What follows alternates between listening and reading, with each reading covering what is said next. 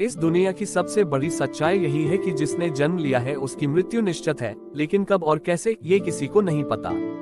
वहीं इस बात का भी कोई प्रमाण नहीं मिलता कि मृत्यु के बाद आखिर होता क्या है। हालांकि बहुत लोग पुनर्जन्म जैसी घटनाओं पर विश्वास करते हैं, जबकि कुछ इसे मात्र मिथक कहते हैं। पुनर्जन्म को लेकर कुछ अवधारणाओं को भी गढ़ा गया है, जैसे पहली ये कि ईश्वर की आज्ञा से व्यक्ति किसी महान काम के लिए फिर से धरती पर जन्म लेता है। दूसरी ये कि पुण्यक्रम की समाप्ति के बाद व्यक्ति को फिर से जन्म लेना होता है।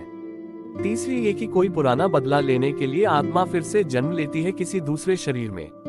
लेकिन इस सब बातों का कोई सटीक प्रमाण नहीं कि पुनर्जन्म बोलकर कुछ चीज होती भी है। लेकिन देश में पुनर्जन्म के दावों से जुड़ी ऐसी घटनाएं घट चुकी हैं, जिन्होंने आम इंसान को सोचने पर मजबूर कर दिया कि क्या सच में ऐसा होता है। ये घटना 19 अगस्त 2021 उत्तर प्रदेश के मैनपुरी जिले की है, जब एक लड़का चंद्रवीर अपने कथित पिछले जन्म के माता पिता के घर आया और उसने कहा कि वो उनका बच्चा है, जो 8 साल पहले मर चुका था।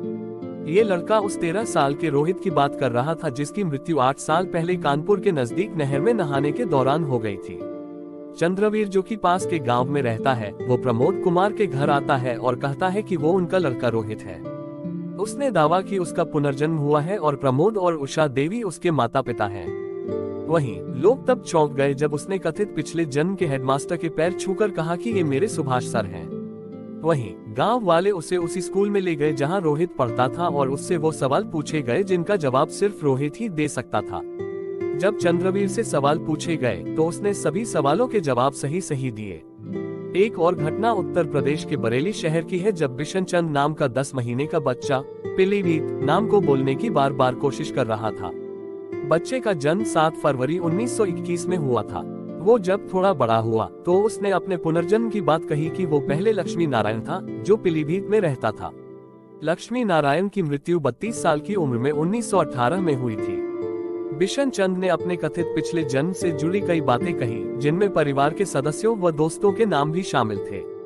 वो करीब 5.5 साल का हुआ तो उसके पिता उसे पीलीभीत लेकर गए, ये जानने के लिए कि वो जो कह रहा है वो सच है या झूठ। लड़के ने पीलीभीत में विभिन्न स्थानों पहचाना। उसने एक तस्वीर में लक्ष्मी नारायण और उनके पिता को भी पहचाना। दिलचस्प बात यह है कि उसने तबला बजाकर भी दिखाया, जो लक्ष्मी नारायण बजाया करते थे। अगर यह वीडियो आपको पसंद आया हो तो चैनल को लाइक एवं सब्सक्राइब अवश्य करें।